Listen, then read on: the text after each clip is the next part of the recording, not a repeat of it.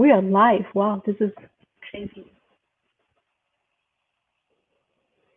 I think we will wait a couple minutes, like 10 minutes, actually, for people to trickle in and also for Monica to join us as well. She's currently in class.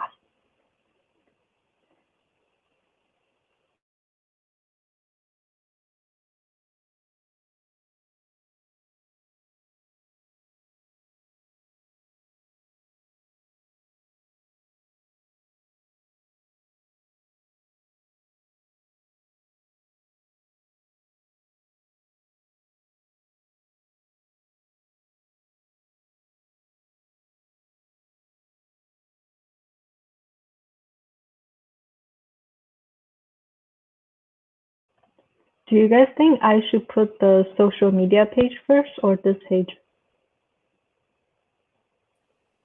Social media, probably.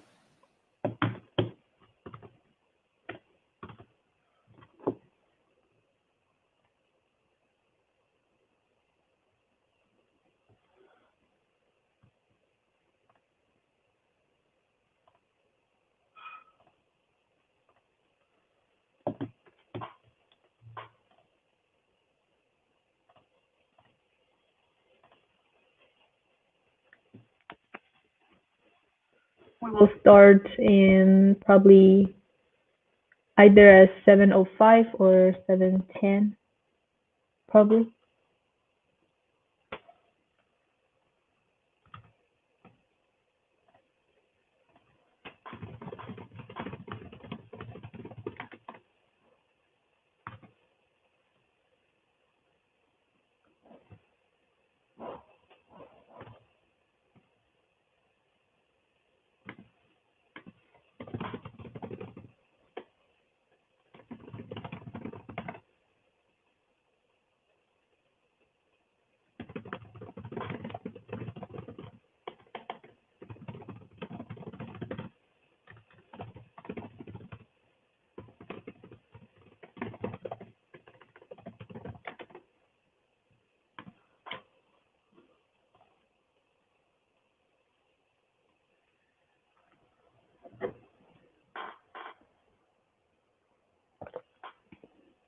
Hey Monica, so we'll just start in around like 7:10-ish, and then if you want to familiarize yourself with the private chat in the comments section, and also uh, like figure out the camera angle when you showcase your activity. Ooh, we have people here now.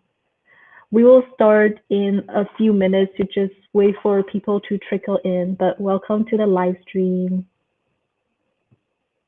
And I think for the participants, you guys can type in the comments, and then we will be able to see your message and answer any questions you guys might have.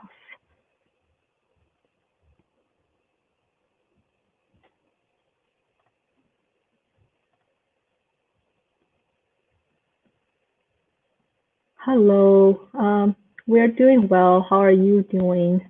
Do you guys see the comments? This is so cool.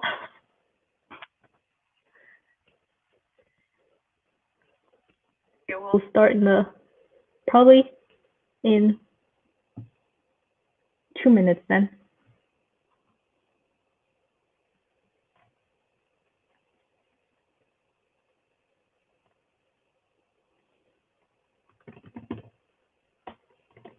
Yeah, this is also probably, or this is also my first time live streaming, so it is pretty cool.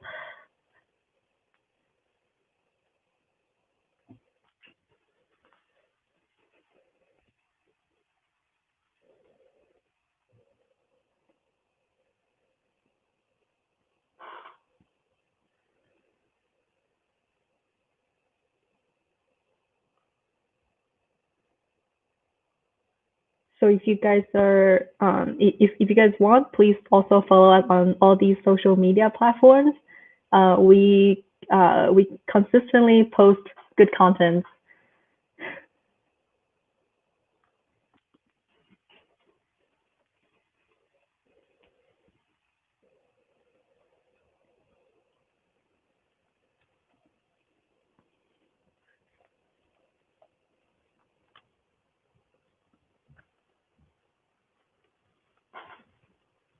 Okay, we'll start now, I guess. Let's see. Okay. Hello, everyone. Thank you for coming to our live stream. Today, you will be meeting the members of the primary ed team, hear about what we do, and also learn about how you can make an impact in STEM education during this pandemic. We will also be showcasing some of our favorite activities we do with the students, and hope you guys enjoy our event and have fun. Let me see how I can switch slides. Okay, so just before we start off, do you guys want to type in the comments like which school you're from and how did you guys hear about us? Hopefully we'll get some people from all over the place. Let's see.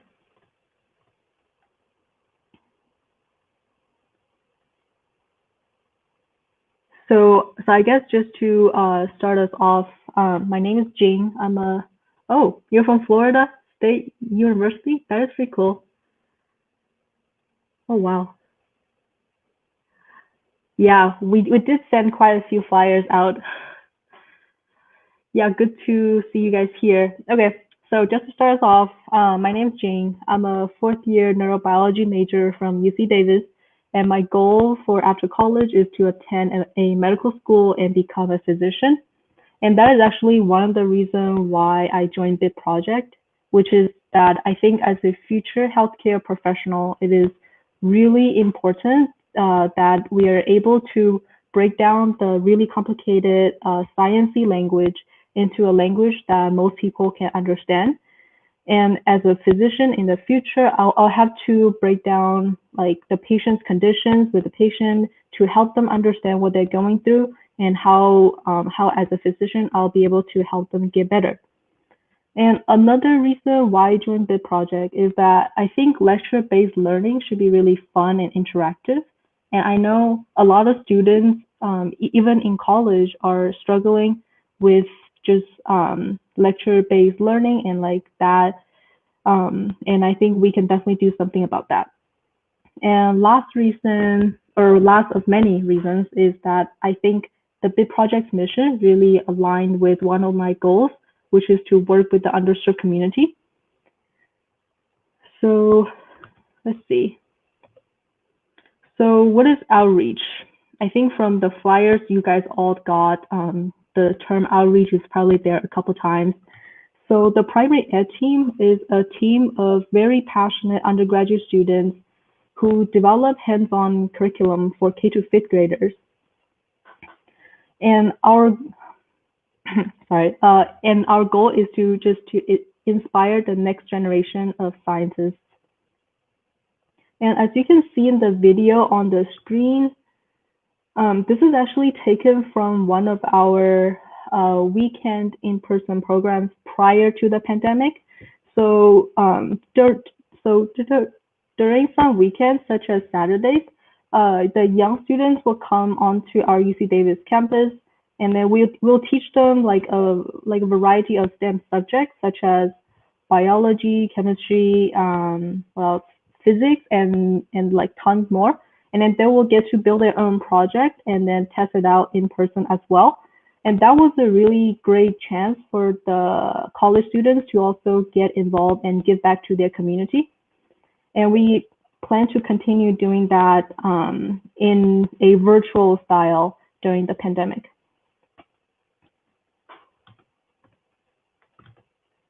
So the driving principle behind our curriculum is actually project-based learning. So when we write our curriculum, we write it for a variety of topics and subjects based on the next generation science standard, NGSS. While we follow the NGSS, we also take the concepts we learn in our college classes, such as in our college like Gen Chem classes, Gen Bio classes, physics, biochemistry, physiology classes, and then we break those concepts down into digestible chunks for K to fifth graders. And we also vary the difficulty of those concepts to tailor to the grade level that we are teaching. So our goal is to relate the concept back to real life situations in order to guide students to use scientific reasoning to explain the real life phenomena. And um, and with COVID-19, like we realized, like the primary ed system is dealing with a lot of unique challenges during remote learning. Teachers and students are struggling transitioning to remote learning, and some teachers don't have the resources or the background to fully have a hands-on STEM learning curriculum into their virtual classroom. So back in May of this year, so pretty much right when the lockdown started, we started to try to like fix this problem by partnering with Microsoft, and we converted our in-person hands-on STEM curriculum into virtual workshops. And over the summer, we had like 500 registrations for some of our workshops, and then we also had more than 200 participants for those workshops. And in terms of the materials that we use for those workshops, we try to use materials that are cheap and that are also reusable. And this was because we really want to try to reduce waste and also minimize the time that people have to go out of their way to get the material for just like a 1 hour workshop.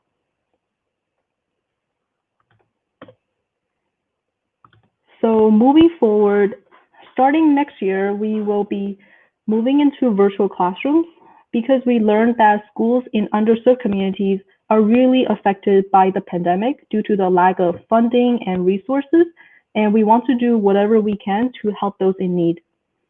So our goal is to bring our improved virtual program for the teachers, and that will hopefully help the teachers to enhance their students' virtual STEM learning experience. And the name of the program is BitBrain. So hopefully through this BitBrain program, we can broaden our reach by working with student volunteers like yourself from all over the world to bring Bit Project to your community. So you can literally bring our program into the schools in your community and then set up our program there. So before we move on to the next part of today's live stream, which is for us to showcase some of our favorite activities, if you guys have any questions regarding our team or regarding what we do or our next year's plan, please type in the comment section, and I will answer them throughout this event as well.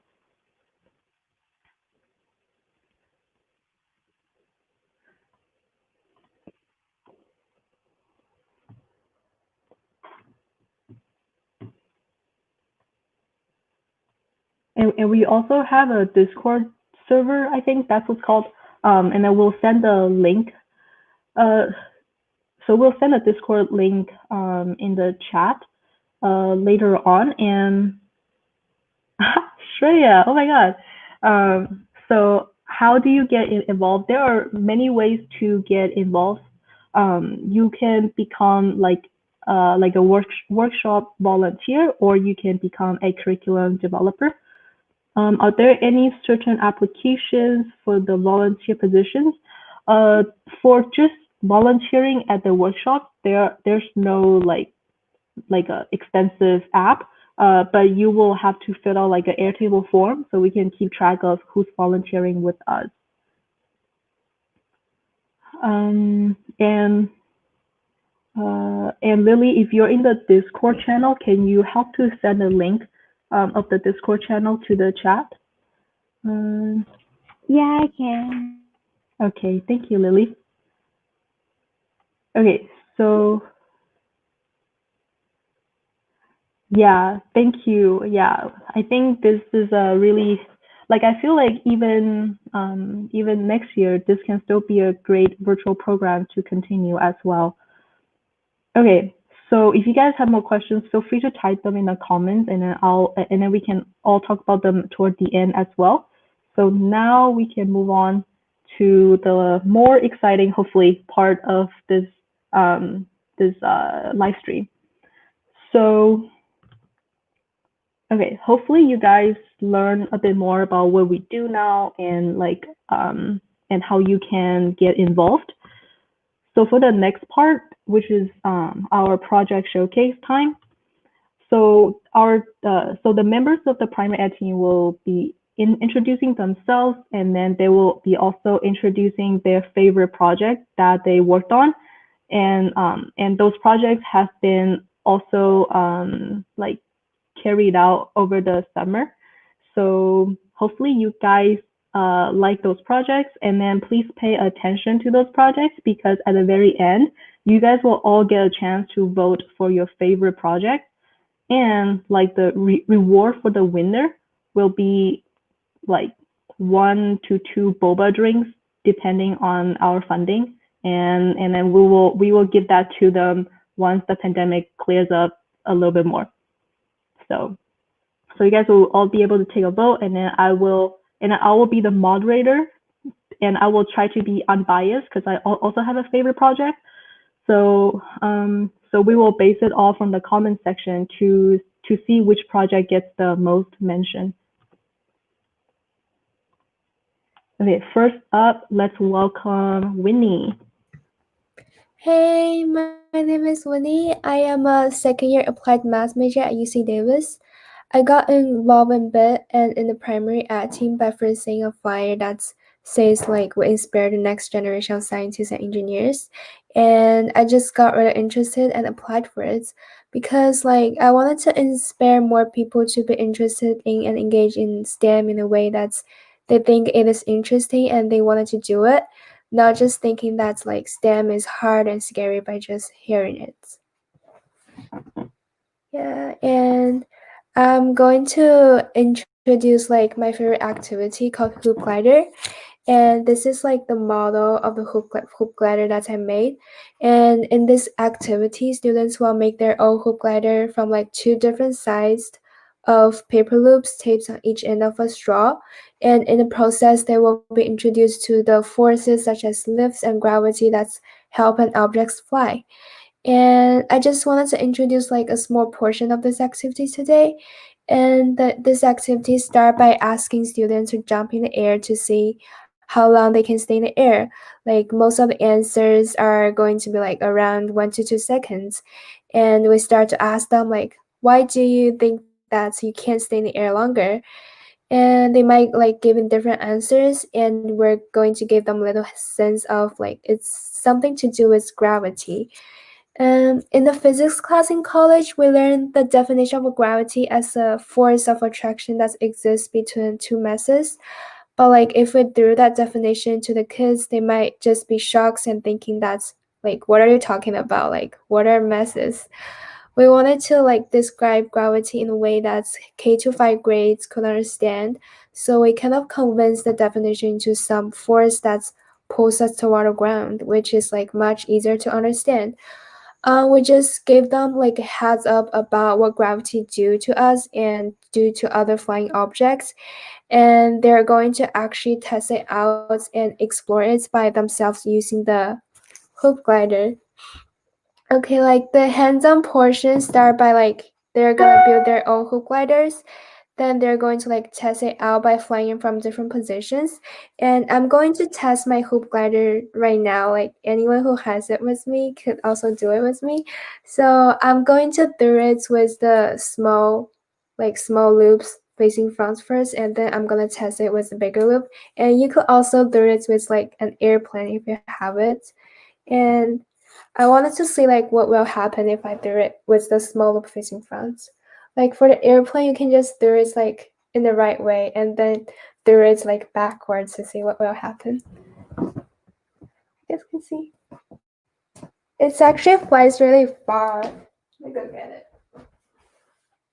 And I'm also gonna do it with like the bigger loop facing front, and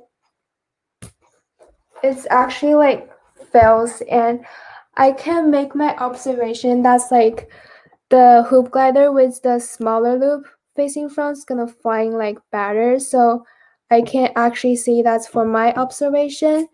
Maybe the small loop facing front would help the hoop glider to fly, and maybe you guys have like different observations. And so we all know that like gravity has something to do with the object's mass. So by letting students discover that, we wanted to add paper clips as actual weight to the hoop glider. And I have 2 paper clips right now, and I'm gonna add it onto there to see what will happen to the hoop glider.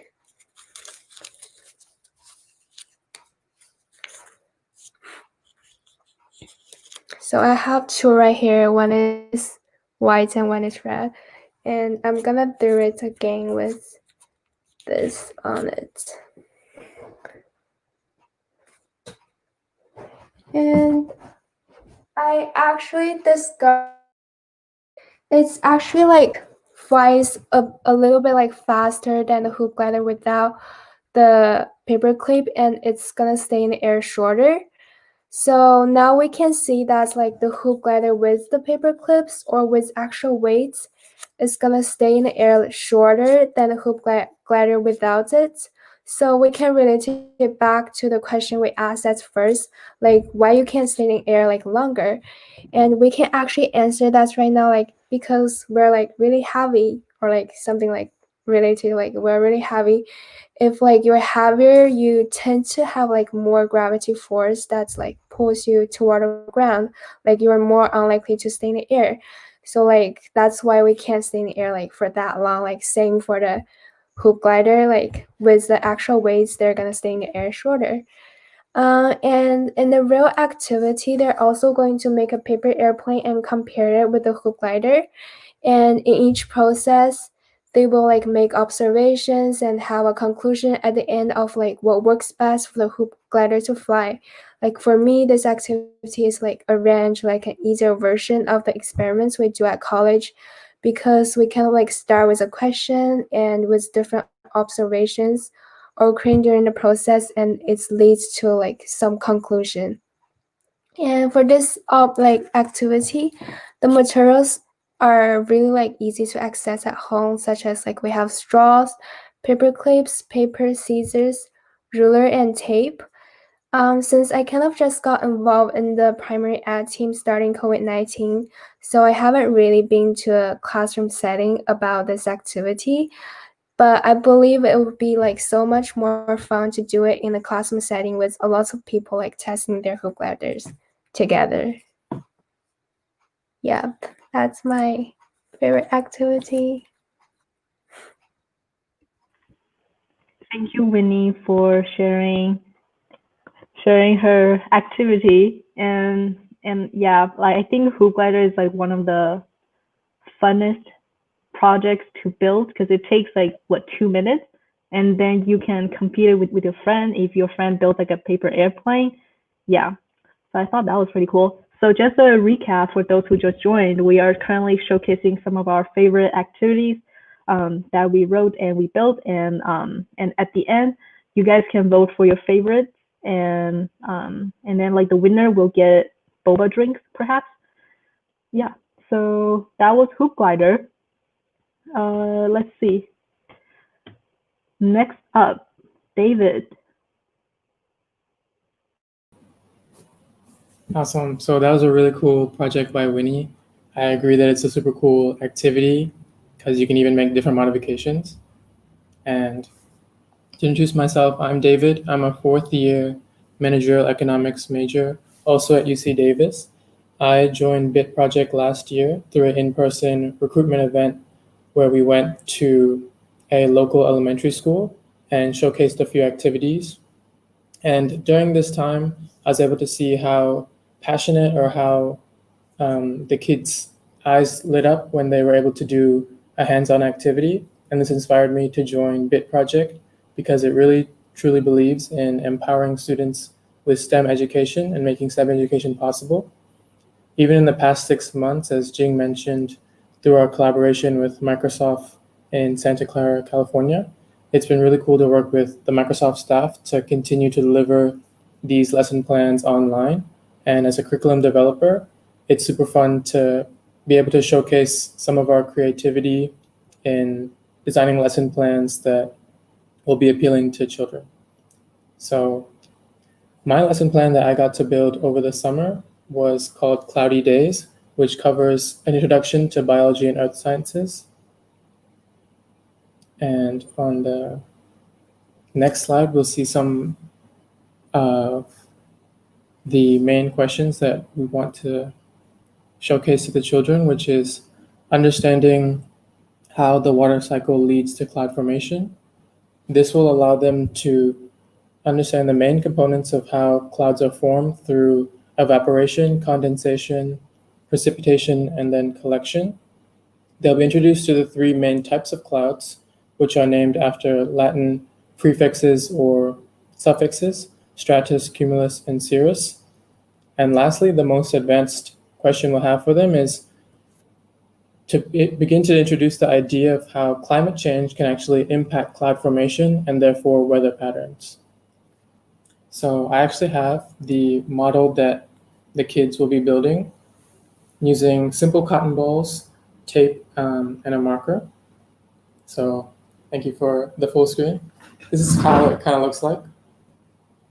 So firstly, we can see they're divided between lower level, mid-level, and upper level. Lower level being below 6,000 feet, mid-level being between 6,000 and 20,000, and the top level being above 20,000 feet in the air. And we can observe, firstly, these three key names: stratus, cumulus, and cirrus. These are, again, Latin names indicating the shape of each cloud. So stratus clouds are flat or layered, and cirrus cloud means, or cirrus means feather or hair-like. So you see this top portion where they appear to be very wispy. And cumulus is named after the Latin word for heap or pile. So they look very puffy. So, for example, when you begin to combine certain Latin prefixes and suffixes, you get the full name. So this giant cloud that you see over here, the cumulonimbus cloud, cumulus being heap or pile, nimbus meaning rain. So these are rainstorm clouds. And through this activity, kids will be able to understand what constitutes the shape and the name of each cloud and some of their properties. For example, cumulus clouds usually indicate rain because they're heavier with water and dust particles. Also, what's interesting is that the kids will be able to understand how the water cycle is affected by things like climate change. Most notably, we know that climate change can impact the evaporation of water on the Earth's surface, but also impact things like cloud formation. As we know, in the state of California and on the West Coast, we see that increases in temperature don't allow lower level clouds like the stratus clouds we saw to form, and they actually dissipate because of high temperatures. So this means that the surface temperature of the forest or underlying ground temperature increases, which increases the likelihood of a fire. And in tropical places like Bangladesh or South Asia, higher temperatures increase evaporation, which causes increased flooding in many rural communities, which is another problem caused by climate change affecting the water cycle, which affects cloud formation. And this is a cool activity because it combines different scientific concepts and allows students to ask questions that relate to one another, and allows them to begin to see how different forces interact with each other to produce an effect.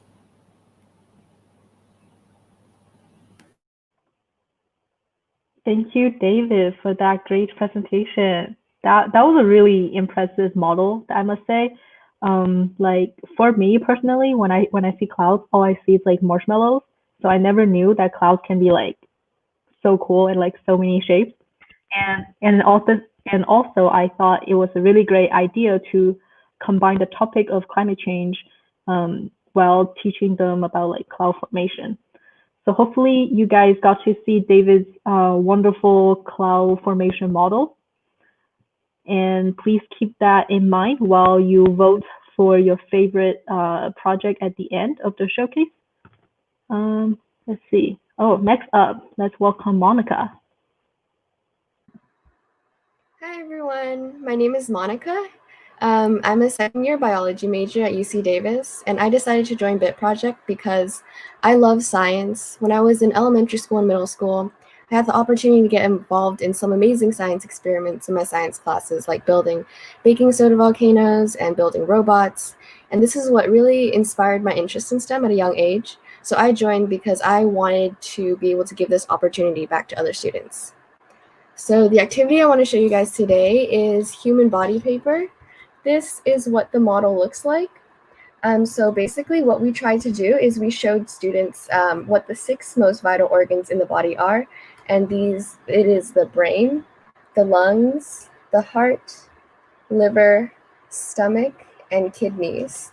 So first we teach them about each organ. We talk about their location, function, and their appearance. We have students draw out their own organs on a separate piece of paper. This is just my sheet when I was practicing drawing out the organs and some of my talking points.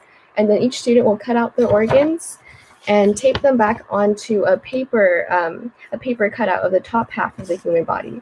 So this is what the final product looks like, and we also have students label it just so they can remember which organ goes where.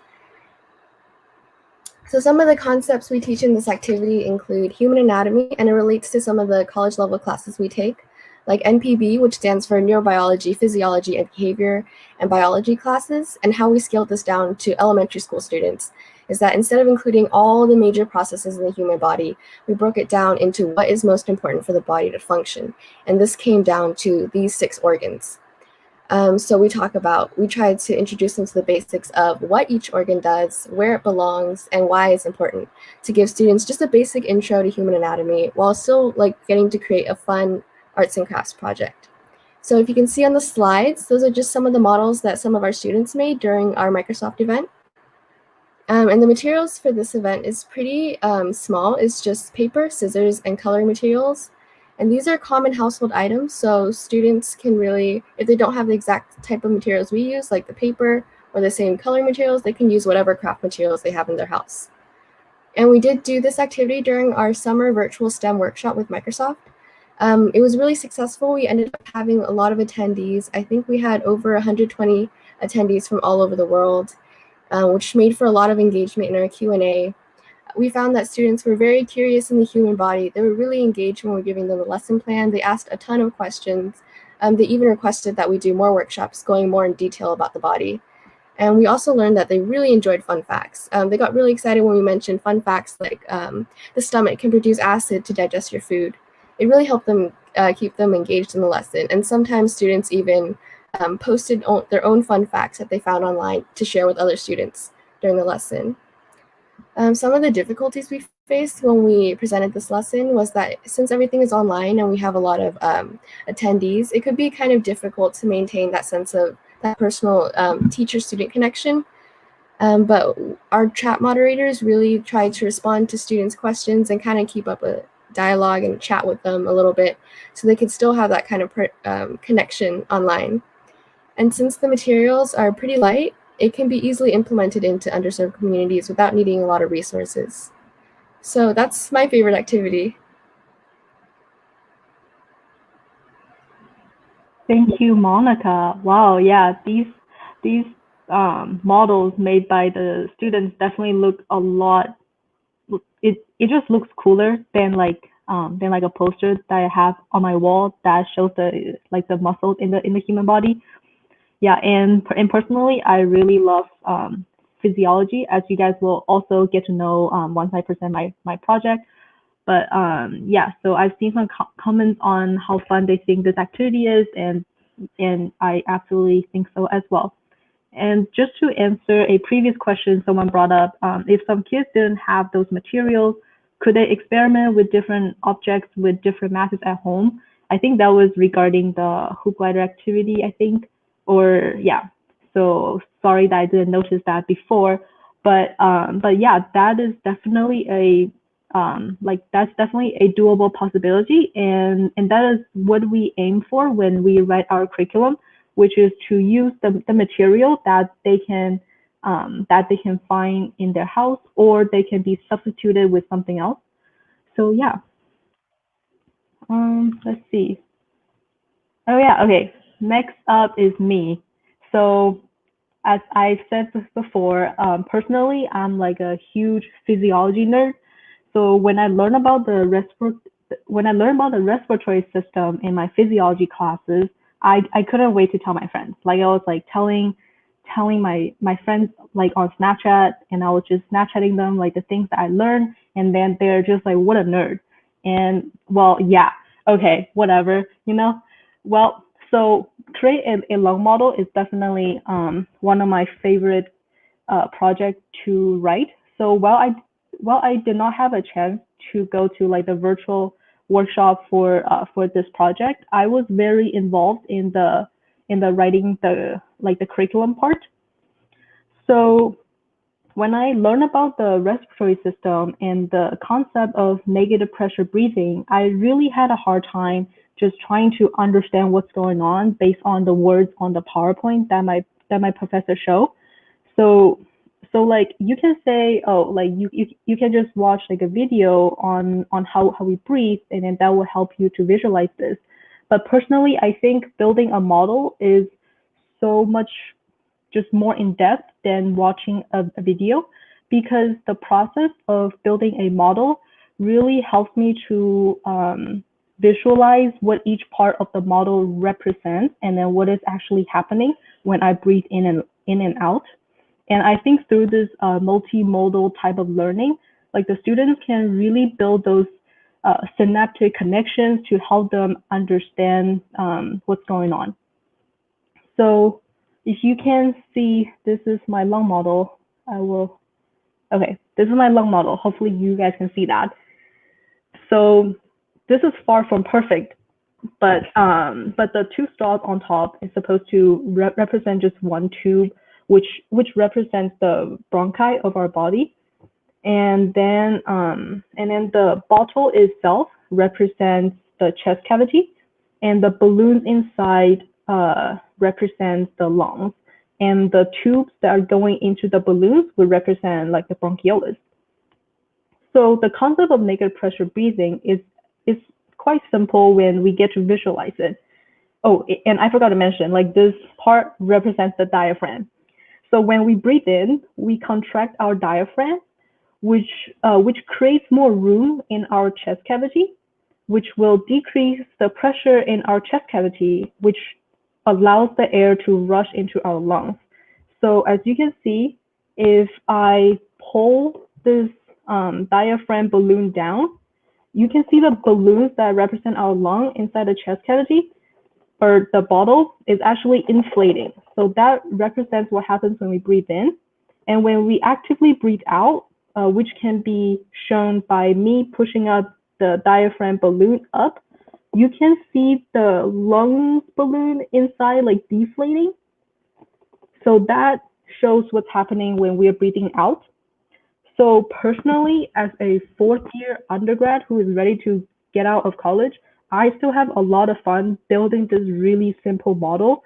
And I think so I think that just goes to show with our projects, you don't have to be like really sciencey to have fun to build a project, and like you don't have to be the kid to like have fun with the hands-on portion of our project. Like I am ready to graduate, and and I still think this is like one of the most fun projects I have ever done, and like this really helped me understand how negative pressure breathing works. So hopefully with projects like these, we can we can help to like we can help the students to have some sort of interest in like the field of STEM, and I think also in like medicine. And I think increasing the diversity in medicine and then in the field of STEM is just so much needed right now. So definitely keep this project in mind when you guys vote for your favorite project at the end, because I really want those boba drinks. So yeah. Okay, let's see who else is up. Next up, we have Lauren, our CS queen.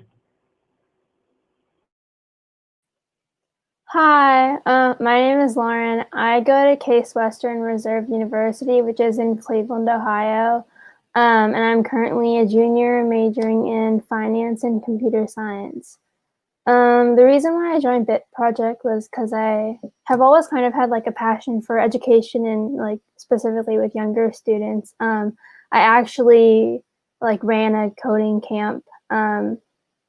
I designed the computer science curriculum. So I ran a coding camp during my high school where I taught like computer science to elementary and middle school age students. So it's actually pretty similar to what I'm doing right now. And I really thought it was like very valuable that I'm like, I was the one teaching them because something that I'm really passionate about is getting specifically girls interested in computer science since they're so underrepresented in that field. So I thought it was really important that I was the one like up front teaching them and they could see like that other girls are also, you know, in this industry and hopefully like spark that interest for them at a young age so that they can continue to have a passion for CS later. I actually like didn't take any computer science classes in high school either, but like right now in a lot of my upper CS classes, it's very male dominated. So it's something that like I'm constantly trying to work on getting younger kids to, you know, make that more equal. So a lot of the activities that I do are on code.org, which is like a type of block code, which I'll get into more later. But I'm just going to show an example of a game that someone on our team actually made.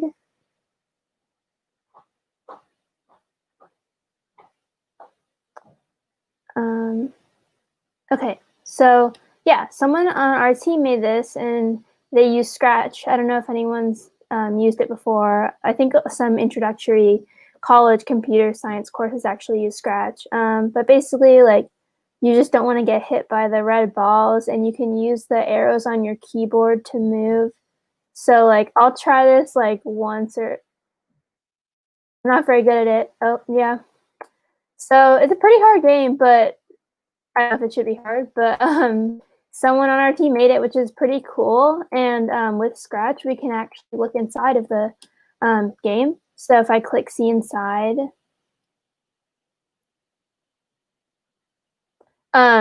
I can see like how this person on our team, how she made it. So we can look at the actual code, and this is what block code looks like. So basically, like, let's see, if you look here, like this says forever, so that's like a loop, right? So the students would be able to drag like these blocks into their code instead of actually typing out like a loop or something or like if. So it's essentially a conditional statement. It is, but it's just in the form of a block. So it's a lot easier for younger kids to get this introduction into coding because like some of them like struggle with spelling or this is a lot more simple and like the blocks are like color coded so they can like remember like, oh, the orange blocks do this or you know, the variables are purple, stuff like that. So you could see like, oh, here if they touch black, so like you can look, I get sent back to the beginning and these are the coordinates for the beginning. If I hit purple, that means I won. I get sent back to the beginning and it switches the backdrop. So that maybe is like the next level, right? So the kids at age like 8 or something are able to like program like kind of complex games like this just using the blocks. And the whole goal is to get them to kind of think like a computer scientist kind of. And that's like that like is a huge barrier when you're entering computer science is just change the way you approach problems. So once you like get them used to like just thinking in that way, it's a lot easier for them. And a lot of them do just start like directly onto a programming language like Java. And they can use like the foundations that we built for them to be able to like actually implement that in a language. So again, like I do use code.org and they can, it looks like pretty similar to this, but there's different lessons that we go through. And I think it's fun for them too, because like when we're doing the code, like they're trying to get, it's like Plants versus Zombies, and like they're trying to like get their zombie to eat this flower, just like fun things like that. So I think it really keeps them engaged. So one other thing that I really like put emphasis on while I'm teaching the CS games is like more active parts of coding, because it's hard to just stare at a computer screen all day. So one thing that I like to do with the kids is like play conditional games. So one game I like play like stop. I think it's called Stoplight. That's like an actual game that kids play, but we make it conditional. So I say like, if you're wearing tennis shoes, like run to me, else do something else, right? So there's another version that we can play over the computer. So I'm gonna have the other teachers help me with it. So if you're wearing glasses, stand up.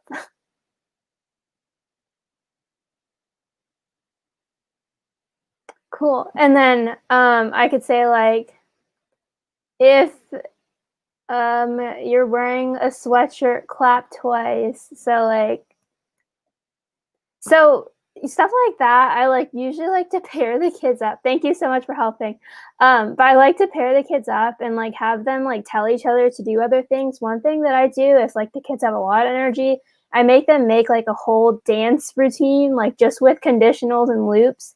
And they can come show us like their code for their dance and then do the dance. So there's like a lot of fun things that we can do, like teaching them those concepts. So I really like doing those. And then in terms of like teaching the actual lesson, so I actually joined over the summer. So I've been completely virtual teaching, and I think in the past I taught in person, but it's been a really great opportunity for me, just because when I'm teaching now, I can share my screen with the kids and I can like take them through each lesson like step by step. So if they get stuck, they don't like sit there lost, because I'm working through everything at a slower pace so that they can like get caught up with me. And I think that's really helpful, just so they can like actually understand what's going on, because I'm like narrating and explaining the whole time. But yeah, that's basically it. I think like I really like teaching the CS activities, just because I'm really trying to get specifically more girls, but just all younger kids like interested in CS. And I think like being able to code, like making zombies move and stuff, is really fun for kids. And I really wish that code.org existed when I was younger. So I hope as many kids as possible can get introduced to that now. Thank you, Lauren, for the presentation and showing us how those simple CS codes work. Personally, I know nothing about CS, and I really wish that when I was, say, in 5th grade, like I had a similar program like this that would kind of like walk me through how to do CS. Because now, like when I think about starting CS, like I'm just scared, you know? Like I have so many classes and like CS seems just complicated. It's a completely different language. However, like I still think when I get a chance after I graduate, I'll definitely try to learn some CS to do some cool like hello world stuff. I don't know. Yeah, okay. Um Last but not least, Lily.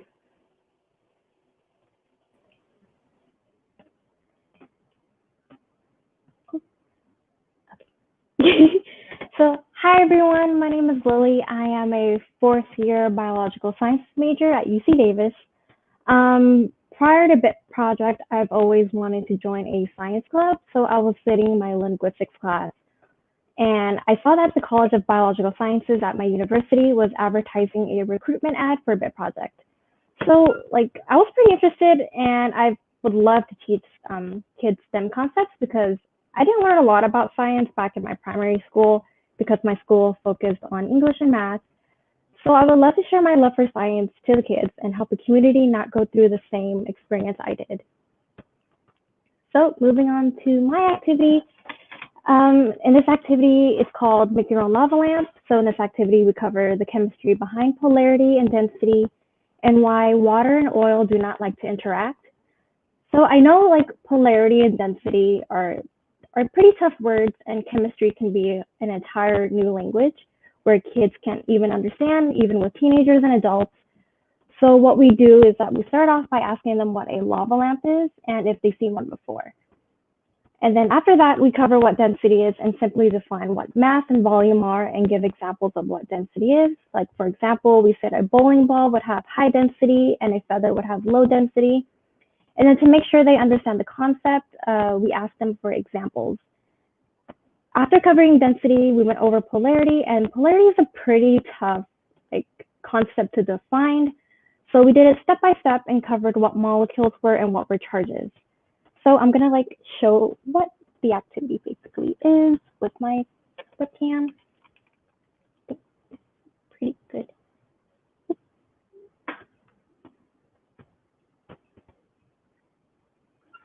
Let me just get this to focus. Sorry about that. Okay. So in this activity, the materials needed are any type of oil. The oil I'm using is vegetable oil, water, food coloring, and Alka-Seltzer tablets. There were also to make about 2 to 3 more solutions with any type of liquid to see the differences between the oil and water mixture. So they could mix milk and water, soda and water, tea and water, juice and water, or they can mix it with oil. I'm just going to put 2 to 3 droplets of food coloring. During the procedure, we'd ask them to make observations and observe which liquids were not mixing and which were to make sure that they understand the concept of food coloring. These chemistry concepts are not restricted to primary students, but because these concepts are also taught in high school and college. I'm still learning why water molecules do not interact with oil today in my biochemistry class. I just really like this activity because it just looks super cool. You can definitely see how the oil is floating on top of the water, and the Alka-Seltzer just forms a reaction.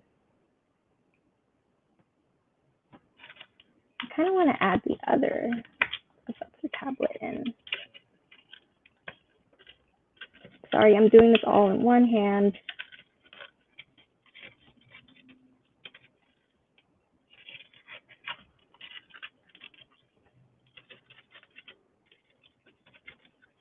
Give you a closer look.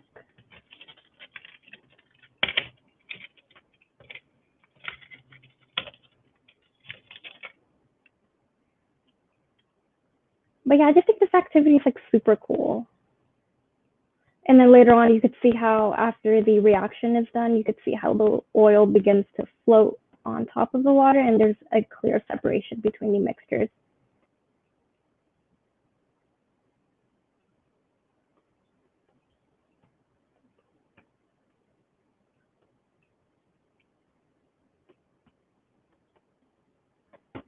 But yeah, that's my activity. Thank you, Lily, for sharing such a aesthetically pleasing activity. I tried to mix soap with water, and I forgot that my soap is also clear. So it's clear mixing with clear, so nothing is really visible. So that was a shame. But yeah, so apparently, fun fact, DIY lava lamps was the first activity the primary ed team ever made. Wow. I still remember the first hands-on STEM thing that I wrote, which was called growing beans. That was a fun one. But yeah, Lily, your lava lamp is really, really cool. And I think this is something that could get TikTok famous. I think if you want to start, oh, are you gonna add another tablet in? Oh my God. I will make you the solo layout again. Wow, this is pretty cool. Well, yeah, Lily, definitely start a TikTok thing because in the comment section, people are loving it. So we're gonna get you that cloud for sure. Okay, so let's see how I can go back. Oh. All right, so now time for the most exciting part of this live stream. So now we have showcased all the activities, and just to recap, we had Winnie's hoop glider first, and then we had David's cloudy days, where David made a cloud model, and then we had Monica's, I think, right? Monica's human body paper, where we had the body organs on a human cutout model. And then we had my activity, the lung model, which I personally think should be the best. And also we had Lauren's CS activity that looked really cool, and Lily's very pretty lava lamp. So in the comment section, if you guys want to vote for your favorite activity, just type out either the name of the presenter or the name of the activity if you remember it, or if you don't remember it, just type out like a description of like what your favorite activity was about. Should I vote as a kid or as an adult? Vote both, as both, because I'm really curious to see how your choice would change if you vote as a kid or as an adult.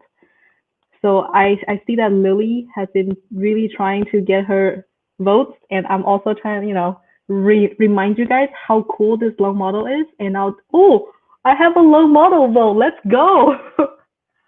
All right. Okay. We have a lot of, if you're both a kid and an adult, then vote twice. Okay. We have the lung model. They're all good. Favorite is body map. All right, physiology squad. And also Lily's lava lamp, body map, lung, the human body paper. Wow, Monica is really getting really popular. Ooh, Scratch. Okay, Shreya. That is a really good choice too, because I think Scratch is like the coolest, because it's basically like you write the game yourself. So that is pretty cool. Oh, as an adult, you vote for Scratch? Okay. Human body paper. Nice. Nice. So we don't have votes for, do we have any more votes coming in? Because so far, I think Monica has the lead. Oh, yeah, Cloud was pretty cool too. And I think the hoop glider one is really convenient because you can build that in like 2 minutes. So that is like, oh wow, we still have got more votes for Cloud. Okay. So looks like Monica might have won this, and either Cloud or the long model was a close second. Okay, you get to vote as many times as you want then, because we're all winners at the end. Am I right? So I guess at the end, we should all get boba. But in all seriousness, I think Monica's human body paper got the most votes, I think. So if we all want to like clap for Monica's model. Thank you for the kind words. Okay, so really thank you everyone for coming to our live stream. Hopefully you guys learn a thing or two from our program. And thank you for, yeah, we all deserve the boba indeed. So how to stay connected with us, you can either follow us on Instagram and try to get us, one of those STEM education influencers, or you can follow our Discord family, which the link is provided there. I'll try to also send a link in the chat. I'm not sure how this works. How will we volunteer? That is a great question. So once you join our Discord channel, we will send you a Google form. I mean, not a form, but like a Airtable form in which, hold on. I'm trying to figure this out. Sorry, I feel like a boomer right now trying to like navigate this website. Okay, so once you join the Discord channel, we will send you an Airtable form, and then you will fill out your contact information, and then we will contact you right away. MySpace, that sounds like the way to go. But in all seriousness, it's the Airtable form. I will send a link in the comment section right now to our Discord server. And through our Discord server, we will also keep you guys updated on our program. And then if you're interested in becoming a curriculum developer, then there's also another form that you can fill out where you will attach your resume. And then you will get to work with us and then take the lessons you learn from your college classes, and then help kids to understand those concepts and help them build their projects. I think it's a really rewarding experience. Oh, why can't I post? Oh. Okay, can you guys see the Discord link that I just sent? Yeah, okay, thanks, Lily. Yeah, join the Discord channel, and if you guys have any questions, feel free to ask them in the Discord channel as well. We are more than happy to answer all of your questions. And if you also have more questions, like just type it in the comments, and then we will answer them as they come up as well. So yeah, thank you guys a lot for coming. Thank you for the hype, Lily.